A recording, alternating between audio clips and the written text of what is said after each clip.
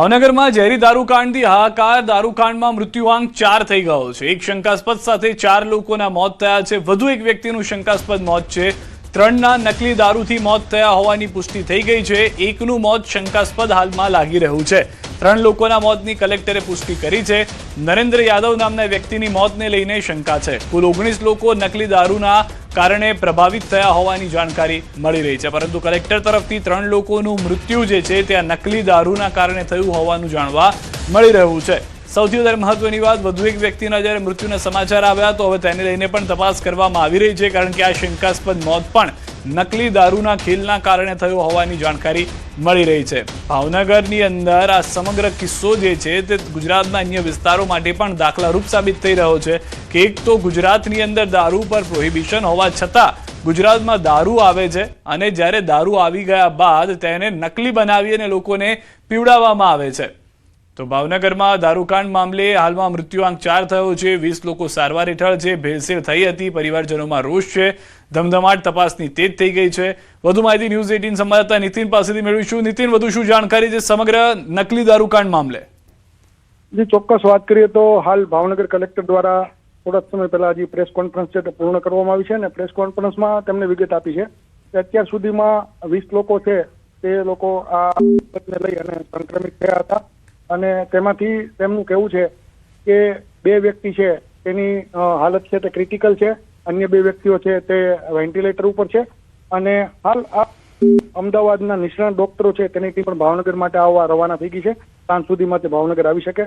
સત્તાર જ્યારે કલેક્ટર દ્વારા આંકડો જાહેર કરવામાં આવ્યો છે ત્યારે કુલ 4 મોત છે તેની પુષ્ટિ કરવામાં આવી છે, જેમાં 3 મોત છે તે આ કેફી દ્રવ્ય એટલે કે દેશી દારૂના લથ્થાકાંડમાં છે તેમનું મોત થયું છે. એક વ્યક્તિ છે તેનો રિપોર્ટ આવવાનો બાકી છે, ને તે શંકાસ્પદ છે. જીનજીન, આપ અમારી સાથે જોડાયેલા રહેજો. વધુ એક મહત્વના સમાચાર પણ મળી રહ્યા છે. ભાવનગરમાં દારૂકાંડ મામલે તપાસના ધમધમાટની સાથે મુખ્ય સૂત્રધારના ઘરના દ્રશ્યો સામે આવ્યા છે. વરતેજ ખાતે રહેતા અને ડુપ્લિકેટ દારૂના મુખ્ય સૂત્રધાર ગૌતમ સોલંકીના ઘરના દ્રશ્યો જોવા મળી રહ્યા છે. મુખ્ય સૂત્રધાર ગૌતમ સોલંકીનું ઘર વરતેજની આંબલીવાડી વિસ્તારમાં આવ્યું છે. સાથે રઈસ અને મુકેશ નામના વ્યક્તિએ તેમના ઘરેથી દારૂમાં ભેળસેળ કરી હોવાનું પણ ખુલ્યું છે. ઉજ્જૈનથી 230 જેટલી બોટલો બુટલેગરો લાવ્યા હતા, અને તેમાં વરતેજ તેમના ઘરે દેશી દારૂ ભેળવીને કર્યું હતું વેચાણ. ન્યૂઝ 18 સંવાદદાતા નીતિન અમારી સાથે જોડાયેલા છે. નીતિન, આ જે સમગ્ર ઘટના ઘટી છે, હવે પોલીસ આ જે લોકો હતા સામેલ તેને લઈને પણ તપાસ શરૂ કરી દેશે? ચોક્કસ વાત કરીએ તો આ જે ગૌતમ સહિતની જે ટોળી છે એ 4 વ્યક્તિઓને પોલીસ દ્વારા 2 દિવસથી અટકાયત કરી લેવામાં આવી છે. આજે પોલીસ દ્વારા વરતેજ ખાતે આવેલા તેમના ઘરે છે તે સઘન ચેકિંગ હાથ ધરવામાં આવ્યું હતું, અને તેમાં તપાસમાં ખુલવા પામ્યું છે કે 230 જે દારૂની બોટલ છે તે ઉજ્જૈનથી લાવવામાં આવી હતી, અને તેમાંથી 130 બોટલ છે તે હાલ પોલીસે કબજે કરેલી છે. અને આ બોટલોમાં તે પોતે આ જે શખ્સો છે તે કેફી દ્રવ્યોમાં જે દેશી દારૂ છે તે ભેળવતા હતા, એટલે કે જે ઇંગ્લિશ દારૂ હોય છે તેની બોટલમાંથી દારૂ કાઢીને દેશી દારૂ ભેળવતા હતા, અને તે દારૂ છે તે અલગ અલગ જગ્યાએ સપ્લાય કરતા હતા. જી આભાર નીતિન સમગ્ર માહિતી બદલ. તો ભાવનગરના ઘોઘાના ખરકડી ગામમાં પણ નકલી દારૂ પીવાના આક્ષેપ બાદ મોત થયું હોવાનો આક્ષેપ કરાયો છે. 16 ઓગસ્ટની રાત્રે 7 મિત્રોએ દારૂ પાર્ટી કરી હતી, જેમાં નકલી દારૂના સેવન બાદ ઉપેન્દ્રસિંહ ગોહિલનું મોત થયું. ત્યારબાદ કનકસિંહ ગોહિલ સહિત અન્ય લોકોના મોતના આક્ષેપો પણ સામે આવ્યા. હાલ 20 લોકો વિવિધ હોસ્પિટલમાં સારવાર હેઠળ છે. મૃતકના પરિવારજનોએ આક્રોશ વ્યક્ત કરતા જણાવ્યું કે ગુજરાતમાં દારૂબંધી હોવા છતાં નકલી દારૂ સરળતાથી મળી રહ્યો છે, અને તેના કારણે લોકોના જીવ જઈ રહ્યા છે.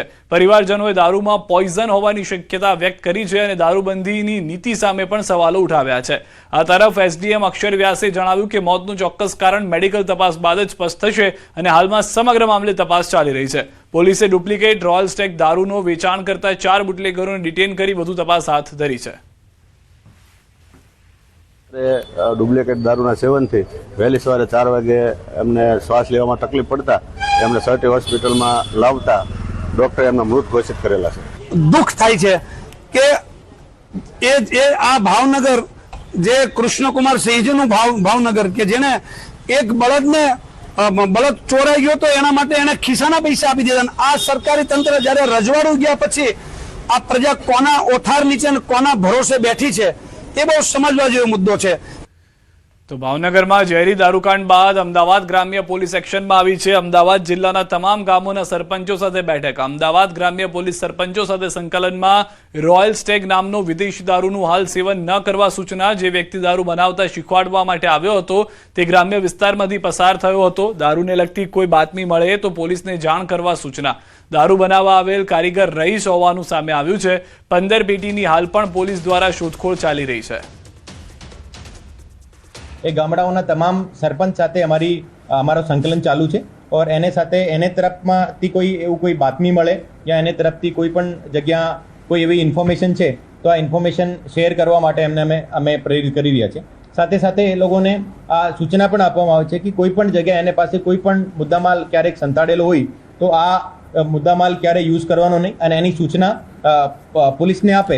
જે તમામ અમદાવાદ જિલ્લાના જે 500 ગામડાઓ છે આજ સાંજ સુધી આજ રાત્રિ સુધી તમામ ગામડાઓમાં અમારી ટીમો પહોંચીને આ તમામ ગામડાઓમાં ચેકિંગ કરશે. તો ભાવનગર દારૂકાંડ મુદ્દે ગુજરાત પ્રદેશ કોંગ્રેસ સમિતિના પ્રમુખ અમિત ચાવડાની પ્રતિક્રિયા. કહ્યું, ગુજરાતમાં દારૂબંધીનો કડક અમલ કરાવવા કોંગ્રેસ જન આંદોલન કરશે. દારૂબંધીના કાયદાના અમલ માટે વારંવાર કોંગ્રેસ પાર્ટી દ્વારા જાહેરમાં પણ કાર્યક્રમો કર્યા છે. દારૂના અડ્ડા પર જઈને જનતા રેડ પણ કરી છે. વિધાનસભામાં પણ વારંવાર મુદ્દા ઉઠાયા છે અને આવનારા દિવસોમાં પણ સરકાર હપ્તાની લાલચમાં જો દારૂબંધીનો કાયદોનો કડક અમલ નહીં કરે. વરસાદ અંગે અંબાલાલ પટેલની મોટી આગાહી. મઘા નક્ષત્ર વચ્ચે રાજ્યમાં વરસાદી ઝાપટાની શક્યતા. 22 થી 24 ઓગસ્ટ દરમિયાન વરસાદી માહોલ રહેશે. દક્ષિણ ગુજરાતના વિસ્તારોમાં વરસાદી માહોલ રહેશે. ઉપલા સ્તરના પવનો ચીન તરફ ફંટાતા હાલ વરસાદી સિસ્ટમ પર બ્રેક લાગી. ઓગસ્ટના અંતિમ દિવસોમાં બંગાળના ઉપસાગરમાં નવી સિસ્ટમ સક્રિય થવાની ધારણા છે. ઓગસ્ટ અને સપ્ટેમ્બરમાં અલ્નિનોની અસરથી વરસાદમાં અસમાનતા જોવા મળશે. 27 સપ્ટેમ્બરથી 5 ઓક્ટોબર વચ્ચે ગાજવીજ સાથે વરસાદ થવાની પ્રબળ સંભાવના છે. 5 થી 17 ઓક્ટોબર દરમિયાન દરિયાકાંઠાના વિસ્તારોમાં ભારે પવન ફૂંકાવાની ચેતવણી. 2.5 લાખ લીટરની ટાંકી બનાવી જ નથી અને બિલ મંજૂરી કરવા માટે જ્યારે અહીં આવ્યું ત્યારે અમારા પીઆઈઓ વિભાગના અધિકારીશ્રીઓ મારા વિઝિટમાં પણ મેં આ ટાંકી ક્યાંય જોઈ ન. 23 થી 30 ઓગસ્ટમાં વરસાદ થવાની શક્યતા રહે છે અને રાજ્યના મધ્ય ગુજરાતના ભાગો, વડોદરાના ભાગો અને અમદાવાદના ભાગોમાં પણ વરસાદ ઝાપટા પડવાની શક્યતા રહે છે. આ ઉપરાંત ઉત્તર સૌરાષ્ટ્રના ભાગોમાં પણ વરસાદની ઝાપટા પડવાની શક્યતા રહે છે. કચ્છના ભાગોમાં પણ વરસાદ ઝાપટા પડવાની શક્યતા રહે છે. 27 સપ્ટેમ્બરથી 5મી ઓક્ટોબર વચ્ચે ગાજવીજ સાથે વરસાદ થવાની શક્યતા રહે છે. 5મી ઓક્ટોબરે દરિયામાં ભારે પવન ફૂંકાવાની શક્યતા રહે છે અને 17મી ઓક્ટોબરે પણ દરિયામાં ભારે પવન ફૂંકાવાની શક્યતા રહે છે. આ તરફ નર્મદાથી સમાચાર. સાગબારાના ખેડૂતના ધરણાનો આજે 12મો દિવસ છે. 12મા દિવસે પણ આદિવાસીઓની જંગલ જમીનનો કોઈ નિર્ણય નહીં કરવામાં આવ્યો હોવાની જાણકારી છે. સાંસદ મનસુખ વસાવા ફરી 12 ગામના લોકોના સમર્થનમાં પહોંચ્યા છે. સાંસદે કહ્યું, ઉમરપાડાના લોકોને સમજાવવાના છે. સુરત જિલ્લા વહીવટીતંત્રએ પણ સમજી તાત્કાલિક નિકાલ લાવવો જોઈએ. મુખ્યમંત્રી હાલ વિદેશ ગયા છે અને આવે એટલે આ મામલે ફરી હું મળીશ. અને કોંગ્રેસ ધારાસભ્ય આનંદ પટેલ પર સાંસદ મનસુખ વસાવાએ પ્રહાર કર્યા છે. અરે ભાઈ, અહીં નેપાળવાળી કરવા જાઓ તો ન ચાલે, જવાબદાર બનો. ઉમરપાડા તાલુકાના લોકોને સમજાવવામાં આવે અને સમજે, સમજાવવું તો પડશે જ. બાકી તો મુખ્યમંત્રીના હાથમાં છે. હવે આનંદ પટેલ ત્યાં આવીને એમ કે મનસુખભાઈ નું સરકારમાં ઉપજતું નથી, મનસુખભાઈનું સરકારમાં ચાલતું નથી, રાજીનામું આપી દેવાનું. ત્યારે મેં એવું કીધું કે જો મારે રાજીનામું આપી દેવાનું થતું હોય ને પ્રશ્ન ઉકેલાતો હોય તો રાજીનામું આપી દેવા તૈયાર છું. તોય પેલો વન સમિતિ વાળો પ્રશ્ન થોડો સોલ્વ થવાનો ને તેમાં આનંદ પટેલ નેપાળવાળી વાત કરે. નેપાળવાળી ગુજરાતમાં ના ચાલે. આ જે નેપાળવાળી કરવા ગયા એમને શું દશા થઈ એને પૂછજો તમે. એટલે નેપાળવાળી ના ચાલે અને એક જવાબદાર ધારાસભ્ય તરીકે